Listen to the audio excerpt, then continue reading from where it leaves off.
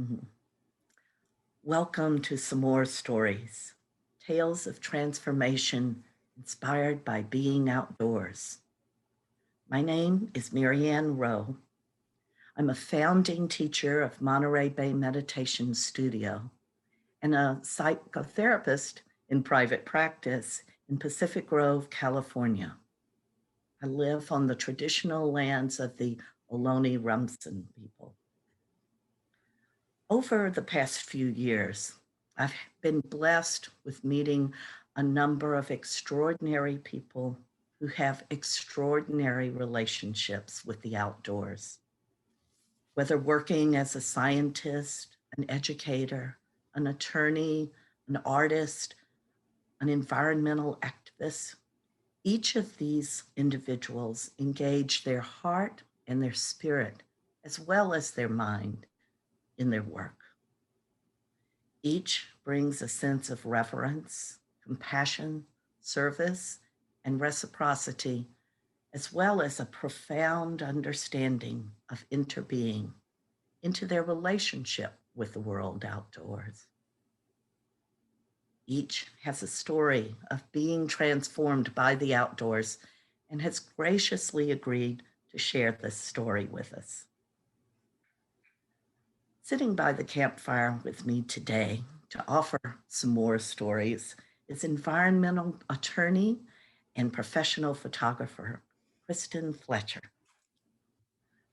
Kristen is a dog crazy ocean lover who has spent most of her career working to protect and preserve the oceans and coasts as an environmental lawyer. She is a photographer who captures absolutely stunning images of the outdoors, especially of ocean waves, of birds, and of flowers. When she has free time, she loves teaching her dogs new tricks and attending classes at Monterey Bay Meditation Studio. Welcome, Kristen. Thank you. Thank you for joining us to share with us your relationship with the outdoors and how it has influenced both how you have chosen to show up in the world through your career and also through your artistic expression of photography. So, with respect to the original indigenous inhabitants and stewards of the land that we live on, we begin our conversation today with a land acknowledgement. Whose traditional lands are you on? The Ohlone. And you Ah, mentioned the Ohlone Rumsen, right? yes, That's probably the yes. proper term. Yes. So I live in the same location that you do. We're both Yes. very lucky in that way. But yes, I honor the traditional Ohlone and think of them often as I'm walking along the bay. Yes, they're middens along the bay. Mhm. Where they had they left their abalone shells. Yeah, yeah. Mm.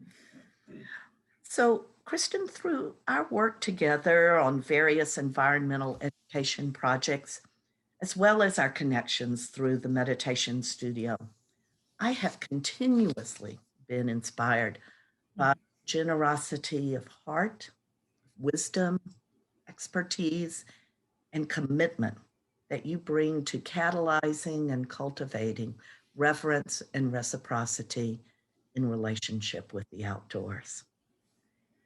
And I'm imagining that growing up in the Southeast and living in many different biospheres of the United States has made a definite impression on you, on what you value and how you choose to live. So I'm curious about the origins of your story, of your devotion to the earth and all her beings. Where, what were you very curious about as a child? That curiosity been part of your relationship with the earth and the universe? So, first, thank you for having me, Marianne. Mm, I'm pleased to be a mm, part of this. And your questions got me thinking and remembering mm, about how I experienced the outdoors and being a part of nature as a young person. When I was young, I just spent time in it. Mhm. I There was a creek near my house. There was a Mhm. little, not necessarily a forest, but a wooded area close by. Mhm. And I remember being curious about everything that lived there. Mhm. And me, I think at the time I probably felt like a visitor in that Mhm. little world with them, with the Mhm. beings, Mhm. and but also noticing the different trees. And my father used to call me a tree person. Mhm. I don't think he realized at the time that that would come to me and I would spend most of my professional life in the environmental world, Yes, but it yes. stuck. Uh-huh. And I think the other thing I remember, it's an interesting memory because when we lived in the low country of South Carolina, Ah. and so we Mhm. had very vibrant springs, Mhm. and we had two peach trees in our front yard, and they were glorious. People would Mhm. stop, strangers would stop and ring their doorbell to see if they could come onto our property and take pictures of them. Oh. And I can remember the bees and the birds and Mhm. everything, how alive those trees were and beautiful and Yes. blooming. And years later, I lived in the DC area and I Mhm. was able to then go be a part of the cherry blossoms as they bloom Mhm. and the Mhm. symbolism there. And Mhm. so it was a nice kind of coming back around to that curiosity and I think in some ways being a witness to that Mhm. rebirth each Mhm. spring. Mm. Yes. Yes. Yes. I'm enjoying how you light up when you're talking about the aliveness of the blossoms and the bees, all of the life that was around you there, Mhm. and as you visited it and were held in wonder. Yeah. Mm. I think the other thing I would add is my my curiosity with water. Mm. Tell me Yeah, about that. and there was a healthy respect. Mhm. Mhm. There was a river in the town that I grew up in, and the water was black. It just so dark. And to this day, I'm not sure why. It must have been the Mhm. soil right Mhm. underneath it and where Mhm. the water was coming from. And there were trees that hung over it, Mm. and with the Spanish moss hanging down. Mhm. Mhm. And Mhm. so, honestly, it was perfect Mhm. place for a horror movie of some type, right? A little on the spooky side. Exactly. But I would ride my bike by it Mhm. and pass that river at least weekly. And so I think from that I took a great respect for it, but also just a curiosity about where's that going, Mhm. and Mhm. I was lucky enough to have parents who valued getting my brother and I Mm. out Mhm. onto the water. So Mm. fishing was a part of our Mm. growing up, Mhm. and also having fun on the water. So inner tubing and water skiing and things Yes. like that. So I did spend a lot of time in water when I was a kid as well. Mhm. Mm. Mm. Yeah. Yeah. Now you mentioned your parents were, you know, instrumental in helping you engage with and respectfully with water and with the outdoors. And I wonder whether them or if there was another human or more than human who invited you and introduced you to the wonders of the outdoors. I mean, it's obvious you had a natural curiosity that you were leaning in with. Mhm. That was supported by any other beings as you were growing up. My brother and I spent time together when we were Yeah. little outside. Uh-huh. So climbing Mm-hmm. trees together and Yes. hanging out outside. I would say, and I've always had a fondness for animals and watching animals in nature. Mm-hmm. I have to credit a little bit of it to my dogs, though, over Oh. time, because Mhm. I've always had dogs that, while they lived both inside and outside, they enjoyed being outside. And Mhm. whether that was to bark at the squirrels Mhm. or Mhm. just the feeling of enjoying laying in the Mhm. sun. Mhm. I have a Mhm. dog right now who he'd much rather be out laying in the sunshine, than stuck in this Yes. office with me. But Mhm. and so and there's also they have a curiosity too. They're very in the Mhm. moment and present. And so experiencing the outdoors with them through their lens, I Mhm. think I thoroughly enjoy it, but I Mhm. also appreciate certain aspects more. Now, Mhm. I can't just go sit on a rock with them, right? If I need to do a little bit of meditation and soak in Mhm. certain aspects Mhm. of the outdoors, it's probably not going to be with them. But on Mhm. a daily basis, I am outside with them and I Mhm. take in their curiosity as well. Mhm. And so I credit my dogs over the Mhm. years with helping me notice things I might not have noticed before. That's right. That's right. Of following their sensing of their Yes. hearing and their smelling and with their own Yes. curiosity of checking out, which, you know, it's and letting yourself be taught by them of how to lean in even further. Yeah, they would definitely like to lean in pretty further to some things that we don't want them to, but To lean in. like Exactly. roll in it and stuff. But Oh, right. but they're also Mm. led so much by their senses, Mhm. and Mhm. especially their scent, but also what Mhm. they can see. And I Mhm. vividly remember one of my dogs and I walking one morning, and there was a seal watching us Oh. from the water. And Uh-huh. eventually the seal made this noise Uh-huh. because my dog hadn't seen the seal yet, but the seal Uh-huh. made a noise, and all of a sudden there's my labradoodle. Just, where is it? I heard it. I Uh-huh. know it's here. Where is it? And so it was Ah, fascinating then to see her discover this seal out in the water that she didn't even know yes. was there. So Wow. See that relationship yeah, happen. Beautiful. because I Beautiful. think she was more interesting to that seal than I was. Yeah, Yes. What is that? What are those legs? right. All How those do you do curls, that? yes. Right. Beautiful. Beautiful.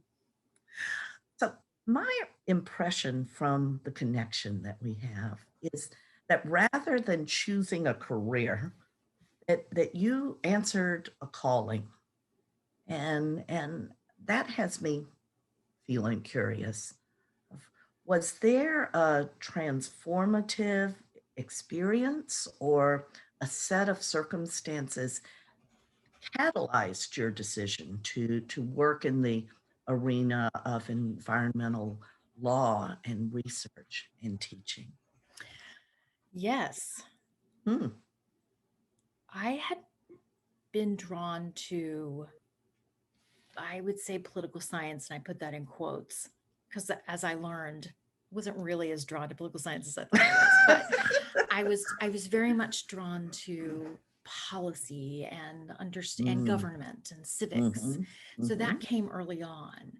mhm, I would not say I was drawn to the environmental side of it mhm, until, as a junior in college, I took, maybe it was even a sophomore, but anyway, somewhere mid college range, I took a geology class. And the geology class introduced me to rocks and water and just mhm, these basic elements of the earth. mhm, And that was fascinating to me. And by the time I took geology too, I was hooked. mhm, And I even considered a major switch mhm, to mhm. geological engineering Wow. because I was actually at an engineering school, a Mhm, university that specialized in that. And my dad and I sat down and even mhm, mapped out, what would this look like for me? How mhm, many years would it add to switch from my mhm, liberal arts side over? mhm, And it was during that time that I started thinking about, how do I pull that into what I know is my passion, which is this Mm-hmm. government side and policy side. And Mm-hmm. that's when the idea of environmental law emerged. Mm. And so I continued down the path of, I was on a political science path, but I also added in some environmental science classes along the way. Mm-hmm. And I didn't veer. Mm-hmm. Um, I had a friend once say about me, once I had made up my mind, it was easier to change the rotation of the earth. And I'm not sure if that was all in all a compliment or not, Right. but on this one, I didn't veer after that. I made that Mm-hmm. decision and it has felt right Mm-hmm. most of the time, not every Mm-hmm. single day, but most of the time Mm-hmm. since then. Mm-hmm. And so when I was applying to law school, my law admissions essays were focused on environmental law. Mm-hmm. And when I went to law school, I didn't go to a law school that specialized in that, but they had some Mm-hmm. courses in it. And I, with an eye toward wanting to do environmental law, I took every course I could. Yeah. When I was on a journal, I wrote about environmental law issues. Mm-hmm. I went Mm-hmm. to the dean, I got him to pay for us to go compete in an environmental moot court competition, you Mm-hmm. know. So I, Mm-hmm. Yeah, again, it was that I was very driven in that direction, and that's right. I stuck with it. And Mm-hmm. it was during that time, especially, I think law school helped me develop the the advocacy side, Mm-hmm. and the activists Mm-hmm. started coming out. And I went Mm-hmm. to a, by most accounts, a conservative law school, Mm-hmm. and very steeped in tradition. And Mm-hmm. I was pushing the envelope on a few things. Yeah. And Good. so that, yes, and it was a, Mhm. not, honestly, not an uncomfortable position for me to be in. I was Mhm, fine being a little mhm, bit on the outside, mhm. but it was also helpful then to engage with people who were going more, they were going to do corporate law or financial, Mhm, mhm, securities and stuff like that, and to mhm. really learn from them how they saw the world as well. Nice, nice. Yes. So yeah, that was good. And then Mhm, I mhm. I took the next step and I went and I got a master's in law, in environmental law, natural Yes. resources law, at a law school that specialized in it. And it Mm. was not a traditional law school at all. So it was a very nice juxtaposition to what Mhm, I had experienced. mhm. And it was, and my mom eventually told my daughter about this, but my parents were not in support of me going for that Ah, extra degree. uh-huh. And as a parent now with a child in Mhm. college, I get it, right? Shouldn't you start working? Shouldn't you know you want to do this? Mhm, But it was my way of acknowledging how deep I wanted to go into that's right, this area, right. and giving myself the opportunity to do that. And it was the right decision.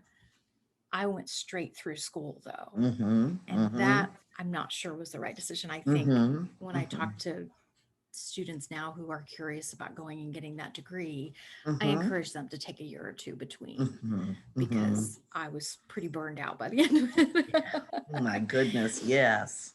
And yet I ended up living in a place I had never lived before. It was in the Pacific Northwest. And Mm. that in and of itself, and being in a place where I was downright right in the middle. I was Yeah. no longer Yes, I mean, there yes. were people who had been activists since they were 3 years old.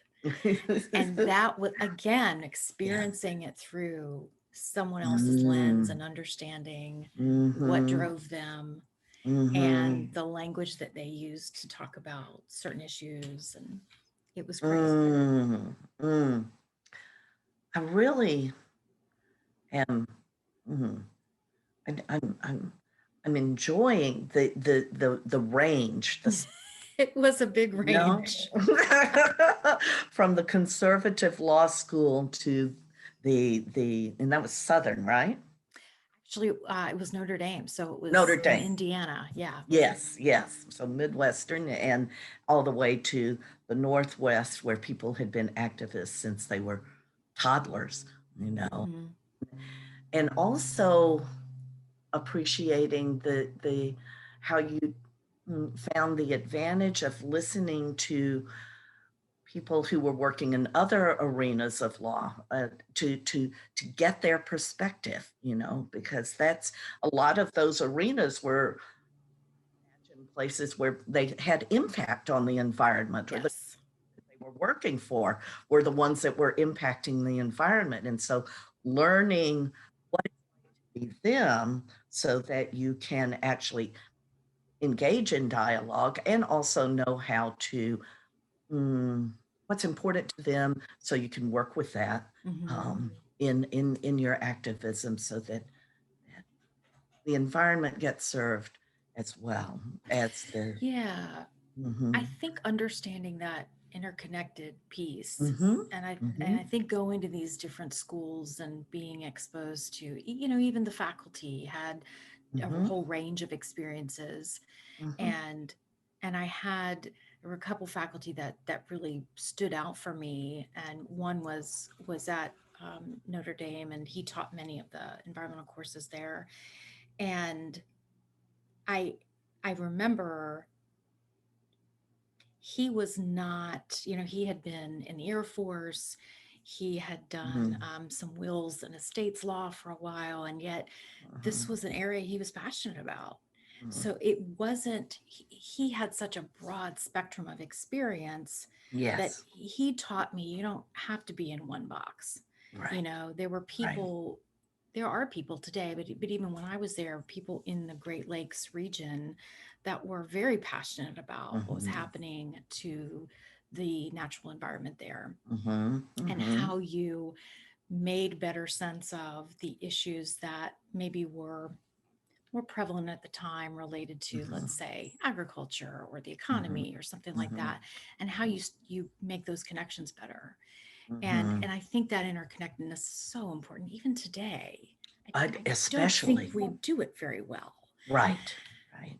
Yeah, yeah, yeah, yes. And that's the only, I, it's my belief that that's the only thing that's going to work, Mhm. because that's in sync with how the universe works, is that everything is connected to everything.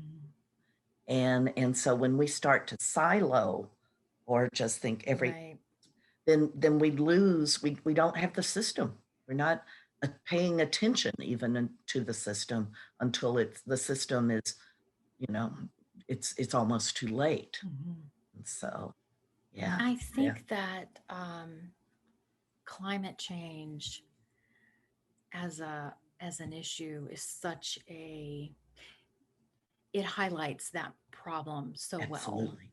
It's Yes. so interconnected. Mm-hmm. Mm-hmm. You can't talk about climate change and just talk about weather or wildfires. It's That's sea right. level rise, it's access to water, it's migration of Right. people, it's all of these different issues are combined Yes. in it. So it's a, I think it will challenge us Mm-hmm. as a species, as a culture, as a society, to Yeah. start to understand and make these interconnections better. I totally agree. And I see that starting to happen. That Hmm. starting to be some recognition of everything is connected to everything, Yeah. and all of that needs attention. I hope we're in time. Hmm. So, in addition to your current focus on climate and the environment, you are also a professional photographer. And from this arena of reciprocity that we're talking about, I'm curious about what role did your relationship with the outdoors play in your becoming a photographer? And also, how has being a photographer mm, affected your relationship with the outdoors? When I was 37, I married my husband who had two kids already, and Mm, I became a we had what they call an instant family. I will tell you, there's nothing mhm. instant about creating a family, but um, I invested Mhm. before the wedding. I invested in a good camera. I'd been taking some photos along the way, but I invested in that. And my initial reasoning my initial goal was to capture our family as it grew. Mhm. And I Mhm. did that over the years. Mhm. And, but the more soothing part Mhm. that came out of it for me was just taking the camera out by myself or Mhm. with my dog. Mhm. Um, but taking the camera and experiencing the world around me. And that Mhm. might have included people, but it didn't Mhm. necessarily include people. And I found over time that the photos I enjoyed the most were of the natural world, were of, it's great to go to a place like Yosemite and, Mhm. these Mhm. amazing locations. But I also enjoy walking a block away from my house Mhm. and getting to know this smaller, I guess, but this location that, a certain set of birds live, or, the deer bed down there at night, or Mhm. certain flowers are growing or trees are growing, Mhm. the pond is changing, that kind of thing with the seasons. Mhm. So it was that I found over time I was more drawn to those quiet times with my camera. Mhm. And then when we moved out to California, we've been here for about 9 years. That was my way to connect to this new place Mhm. and to learn it. Mhm. And so I have, 5 or 6 spots that I love to return to with my camera. And over time in my photography files, I can see the changes, Mhm. what's changed and also what's stayed the same. Mhm. Mhm. The seagulls are just as curious now as they were when we first moved here. Yes, yes, and hungry. Yes.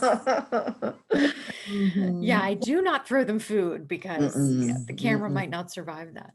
All right. Um, but the the seabirds, the Mhm. waves, the way that the water and the shore interact, Mhm. the markings that the water and the birds and the dogs that have visited there leave in the sand, Mhm. things Mhm. like that. Those simpler pieces Mhm. have they're not only my subjects through the camera lens, but it's so nice then every once in a while to just put the camera aside and Yeah, sit and take it in. that's right. Yeah, yeah.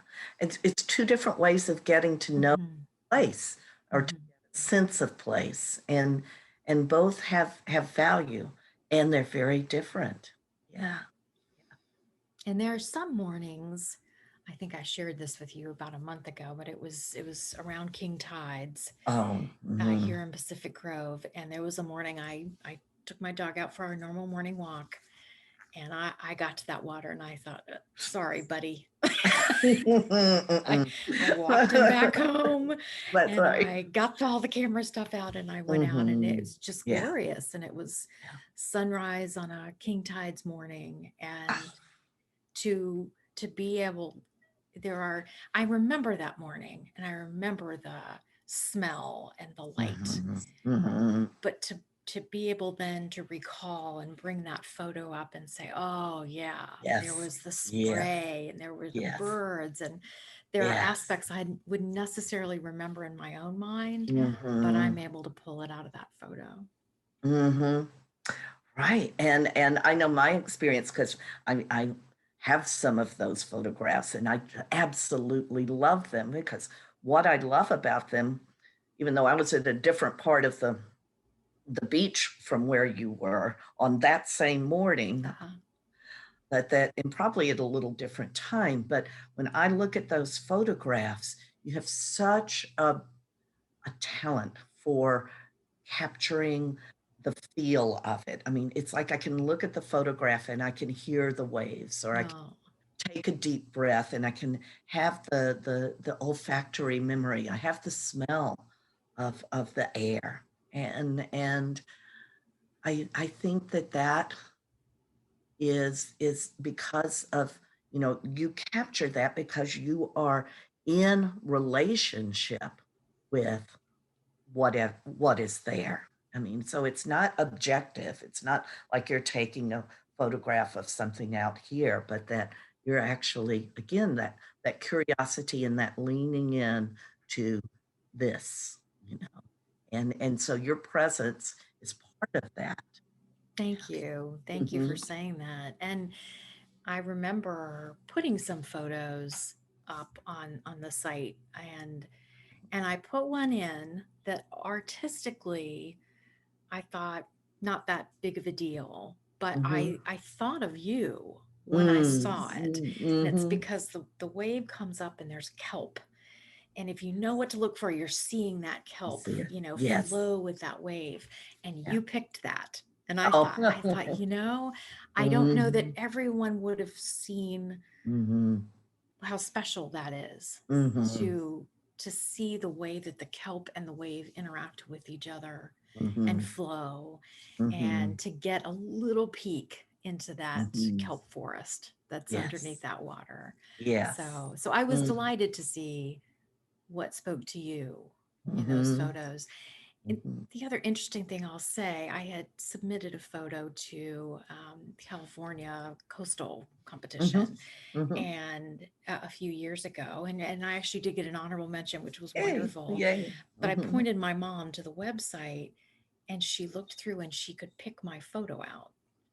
Wow. Yeah, Oh, and so that's mhm. that felt wonderful Yeah. too. Mhm. There's as you as I think as you develop as an artist in whatever form, Mhm. to be able to have your own style and way that you pull in your subject. And for me, Mhm. it Mhm. was the coast. Yes. So that I was delighted that she said, "Oh, that looked Mm. like you," and Mhm. I Mm. loved that. Yes. And I do feel like this, this is home Mhm. right now. Mhm. It hasn't always been home, and it won't always be Mhm. home, but Mhm. this is home, and I love being able to be a part of this place in Mhm. that way. Yeah. So whether I'm just sitting on the rock by Mhm. myself, or I'm walking my Mhm. Mhm. dogs along, or I've got my face behind a Mhm. lens, it's Mhm. experiencing that on a regular basis. That's Mhm. made a huge difference for me Yes. as an adult.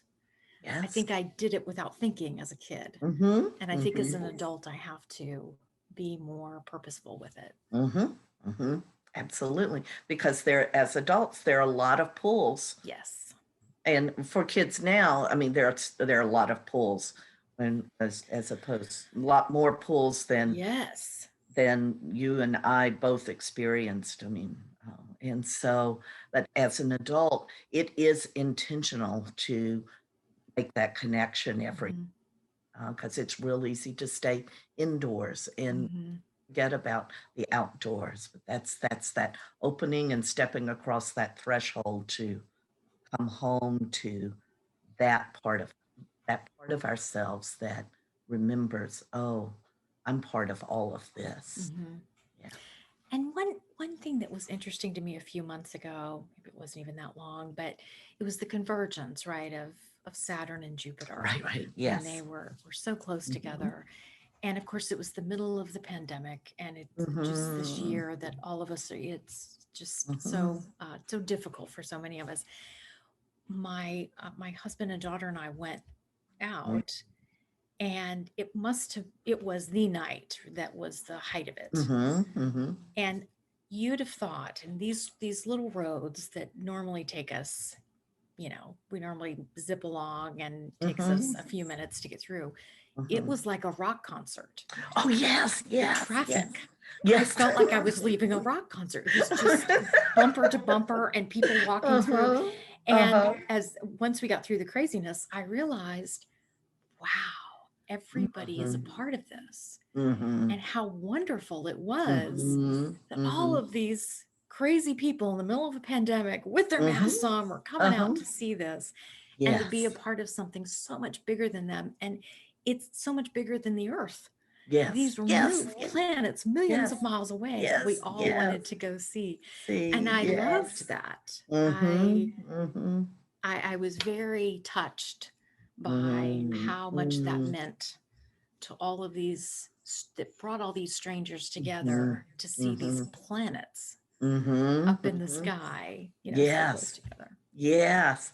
Convergence indeed, in Yes. ways that there was that coming together, that allurement, which is one of the powers of the universe, is the allurement of things coming together, Hmm.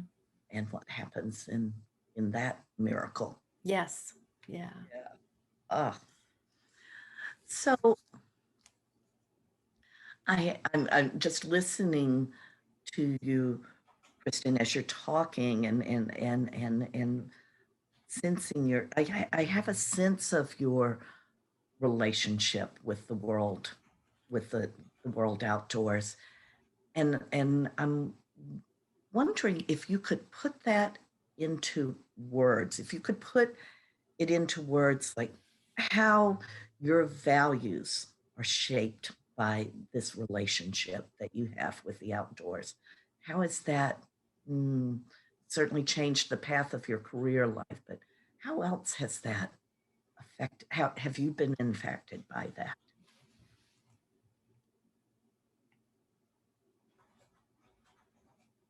So I'll share a little quip and then we can kind of go from there. Mm-hmm. I know that being outdoors is important to me to a large extent on a daily basis. Yes. I can tell by about Mm-hmm. 2 in the afternoon if I didn't get that morning walk. Mm. Mm-hmm. And I Mm-hmm. would bet people around me can Around tell you. as well.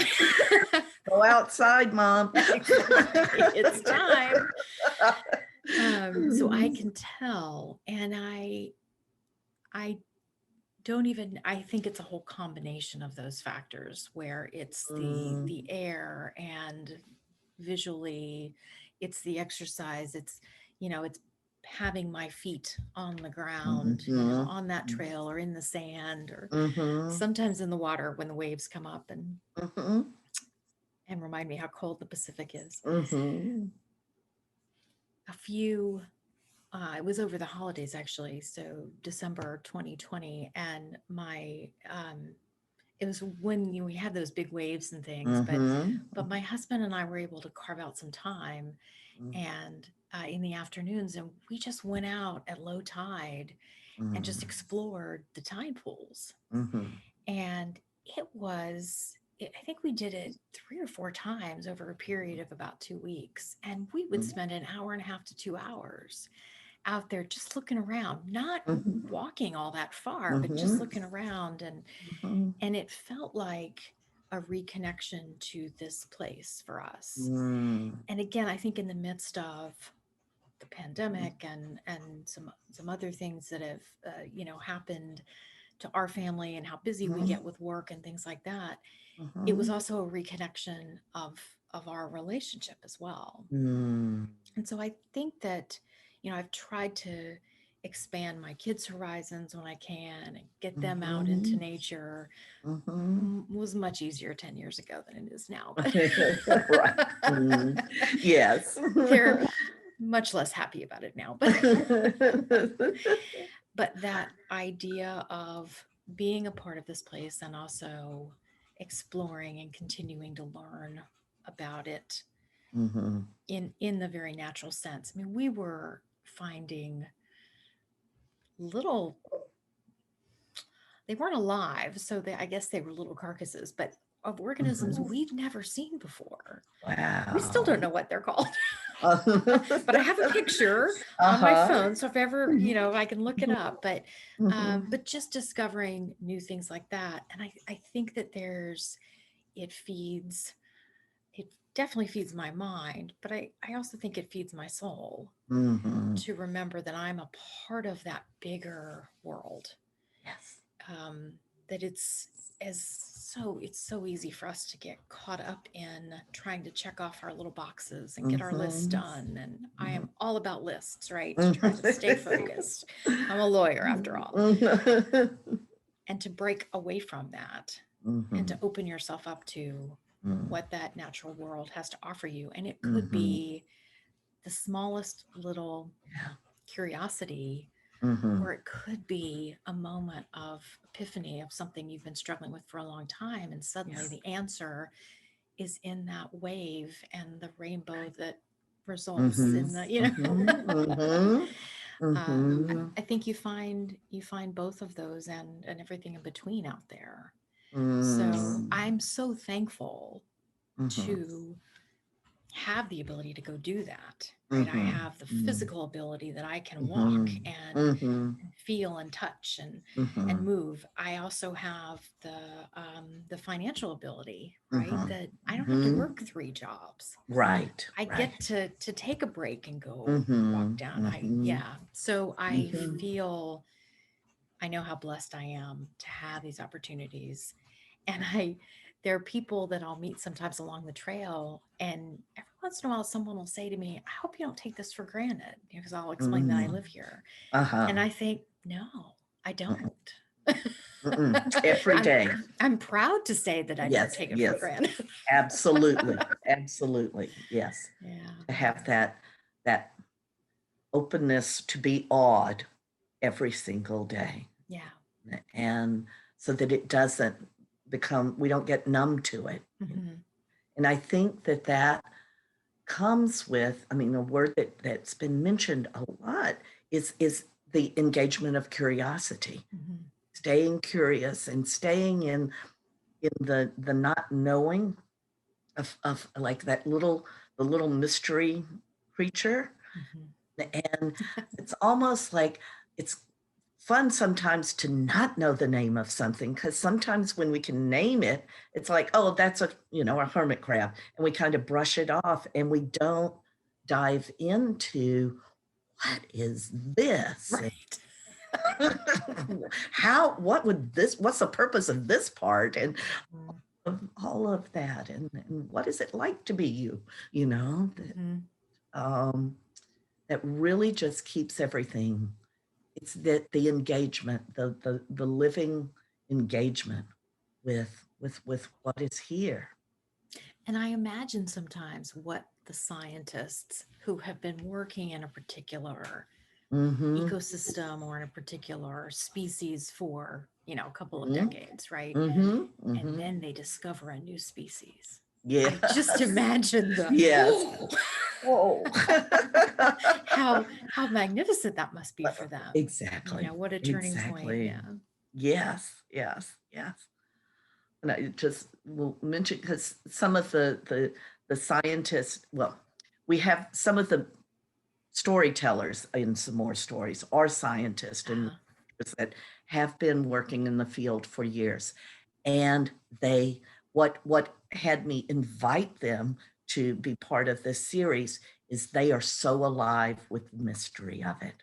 You know, that Yeah. that that, that having the science actually makes the mystery even more astounding. Hmm. There's intricacies that they know about that I don't have a clue about. So they bring that together. Yeah. Yeah. Mm. And I think sometimes too, it's it's talking to people who look at it through that different lens, right? And Yes. I think as a Yes. photographer, I use that metaphor a lot. But Mm-hmm. Mm-hmm.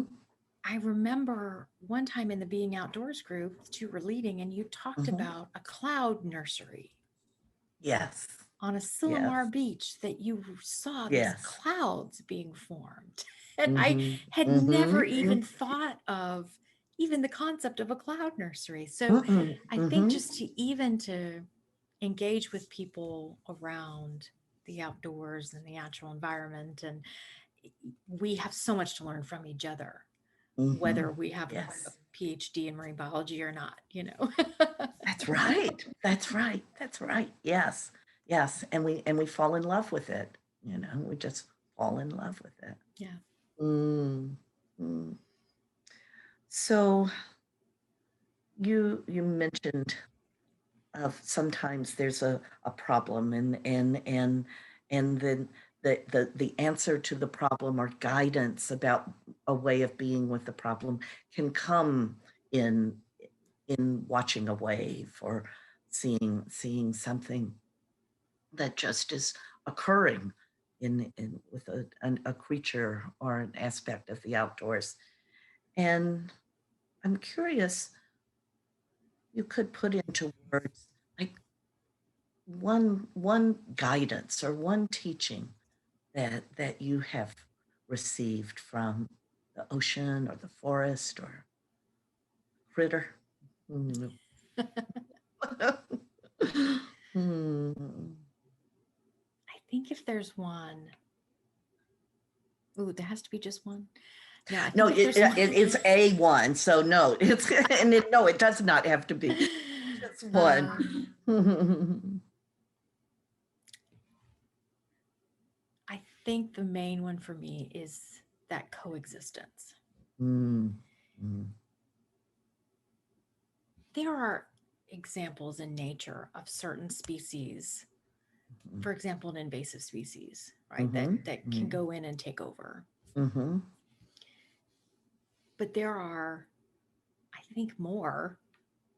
mm-hmm. Scientists may tell me I'm wrong, but I think more examples of species that are coexisting and they have found that balance Yes. where a lot of different species exist in that ecosystem Mm-hmm, and mm-hmm, they draw from each other and mm-hmm. they the remora that attaches to the shark and rides Mm, along doesn't bother mhm. the shark at all, doesn't Uh-huh. do the shark any good, doesn't Mhm. bother it, and so but rides along and eats along the Mhm. way. Uh-huh. Use a remora as an example because in my first job Mhm. I rode with my boss down to the Gulf Coast of Mississippi, and we had a day out in the field, and we were knee deep in the Gulf of Mhm. Mexico, off of Horn Mhm. Island, off on the Mhm. Mississippi Sound, and this little fish kept trying to attach to me, and I'm hopping around, and he said, "No, no, let it attach." And I thought, I know you're my boss, but no, I'm not going to let it attach.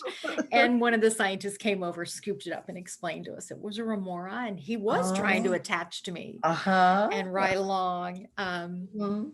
He just didn't realize he had a very squirmy shark on his hands. So, Uh-huh. but those types of examples where we have this coexistence, Yes. in the natural Mhm. world, Mhm. and I think humans struggle with that. Mhm. Struggle to Mhm. coexist in a way where everyone has opportunity for certain things. Everyone has the Mhm. basic needs that they need, the Mhm. shelter Mhm. and food and Mhm. security. And so I think that's the lesson Mhm. I am most moved by, Mm. is that maybe it's an ecosystem approach, right? Mhm. Mhm. Yes. Yes. To the Yes. world. Yeah. Yes. The relational piece Hmm. of the recognizing, I mean, even as human beings, even though we don't acknowledge the relationship, we are here because of relation. Hmm.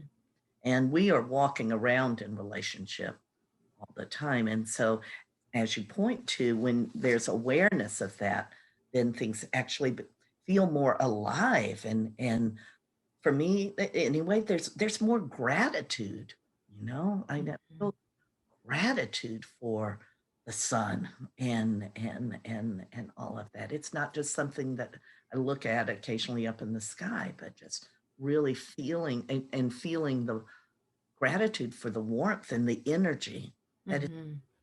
being given, being bestowed Yeah. Every day. every day, every day. Um, so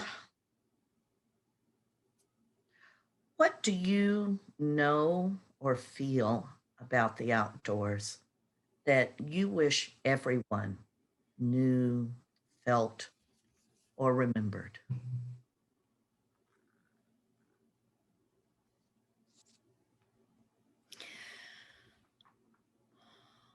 I I think there's a lot of hope to be taken Mhm, from the outdoors, mhm, even in our current mhm, what I consider to be an environmental crisis.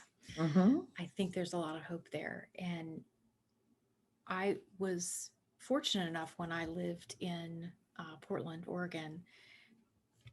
I was on my own mostly that year, Mm-hmm. and fortunately, I was fine with being on my own, and I would just get in my car and go. So I Mm-hmm. I went and I visited Mount St. Helens, and Mm-hmm. I think it was about 10 years Mm-hmm. after Mm-hmm.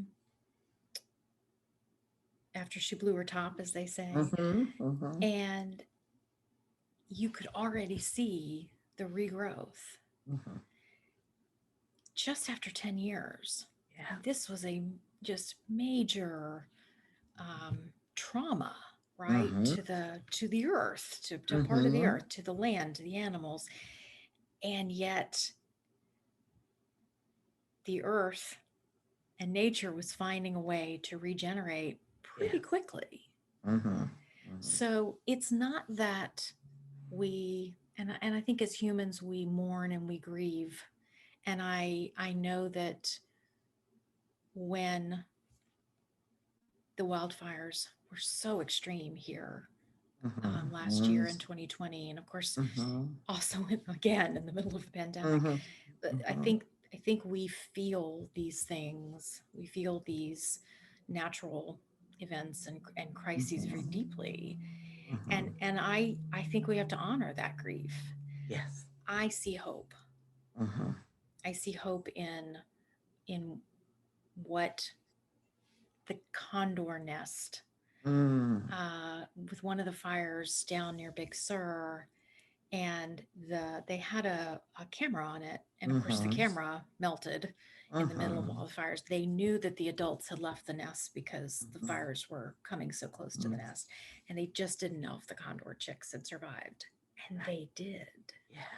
And by the Mm. time the humans got back there, the adults had been feeding those Mm. piglets, the Mm-hmm. condor babies, and they'd been feeding them for a couple of Mm-hmm. days already. Mm. Now, they're going to struggle to find food. They're going to have to work Mm-hmm. harder. They're going to, but all Right. of that, the earth is going to recover. Mm-hmm. Whether humans are still going to be on it, Right. given what's Mm-hmm. happening, that's a different Mm-hmm. question. Mm-hmm. Mm-hmm. But I do think that there is hope to be found in what we see in nature, and if Mm-hmm. we can change some of our habits Mm-hmm. and be more conscious about our treatment of the earth, then I think that the earth will show us what she can Mm-hmm. do. Absolutely. And I purposely Yes. made her a she. So, Yes. what Yes. it can do. Yeah, Yes. how it Yeah. can recover. Mm-hmm. Yeah. Mm-hmm. Yeah. And I can't help but just think back to what we were talking about earlier about the interdependence, that it's not all up to one species or, No. that it works and the resilience is in the system, that the resilience is not one part of the system being resilient. It's the resilience of the system. It's the resilience that's found in coherent relationships and of helping each other out and Mhm. doing our part. Mm. So I think you might have sort of set the ground for this last question. From what you know and what you wonder, what are the seeds that you personally, Kristen, want to plant for the future with regard to the outdoors? Hmm.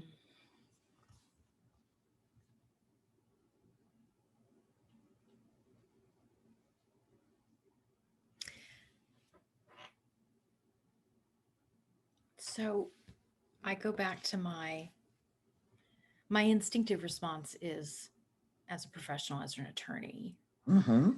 and the area in which I work.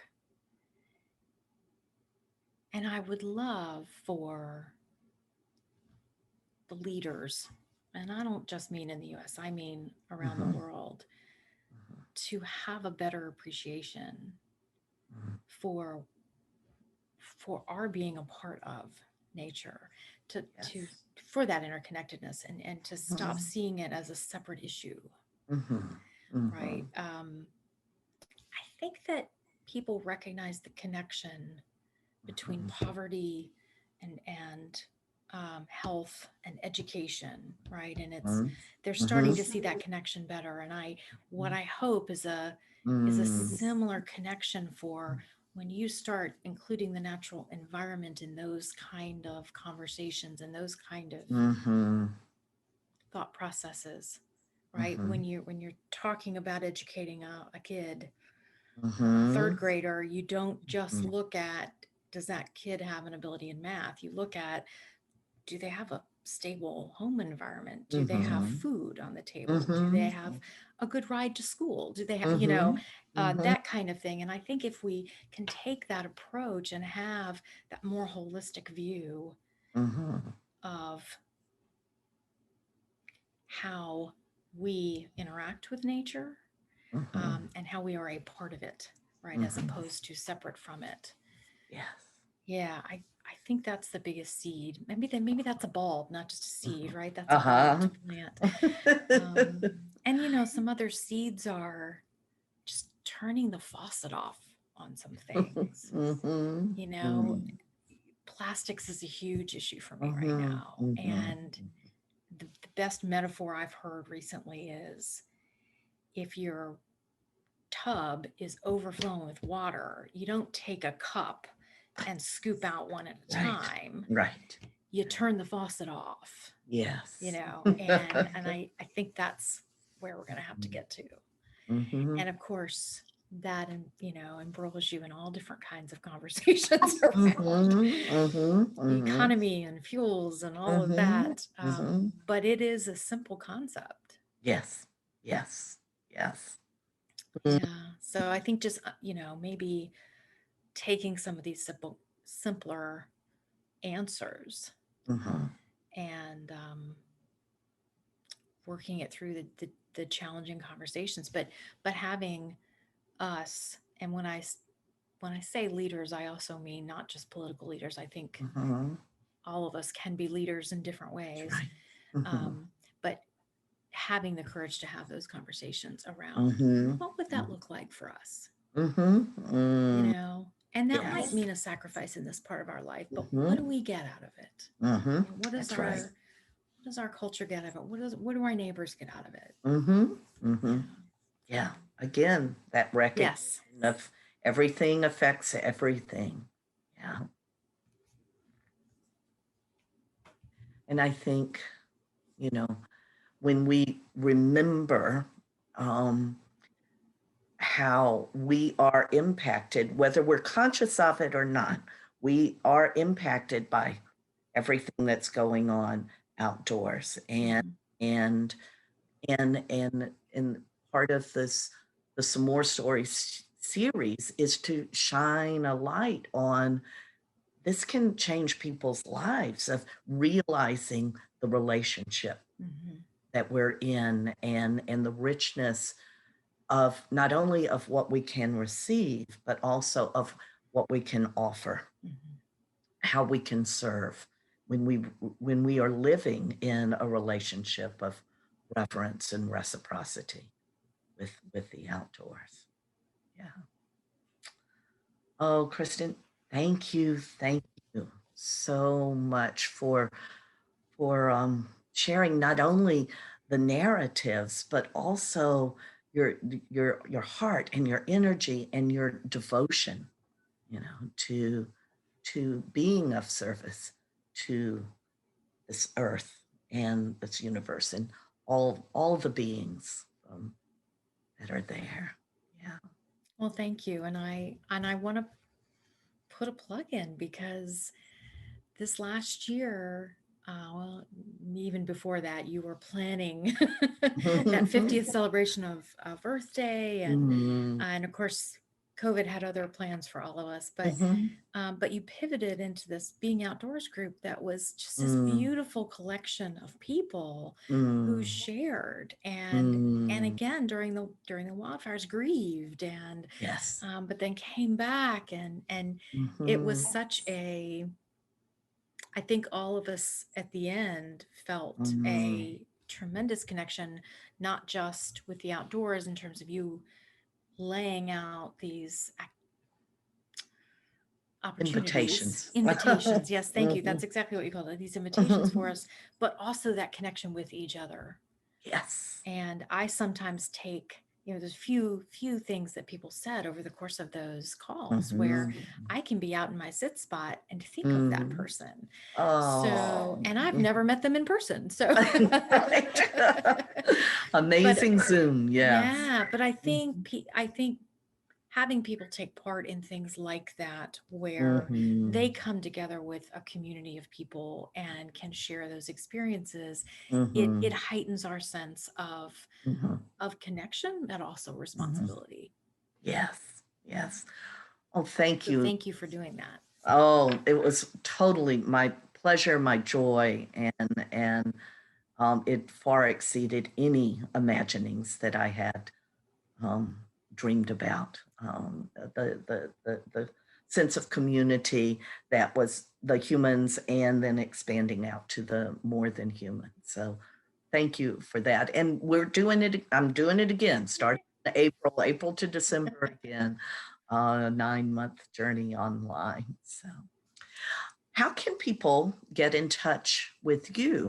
What's if they wanted to actually see and experience some of, particularly these photographs that we've talked about, and any other way that you would like for people to contact you if they So would? the simplest way would be, I think you're going to put the email right up by the video. So email's Mm-hmm. great, but Mm-hmm. KristenFletcherPhotography.com is my Yes. photography site, Right. and I welcome inquiries, comments, orders, whatever it is they Yes. want. Yes. But I truly enjoy sharing the photography and Mm. the Mm-hmm. imagery and learning what speaks to others as well. Yes. you know Mm. so but oftentimes what you're seeing on that site are my favorites. So Right. my As it should favorites, be. my mom's favorites, my husband's favorites, that's what you're seeing. That's the council. Right. That's beautiful. Oh, thank you again, Kristen. Sure. Mm. Thanks so much.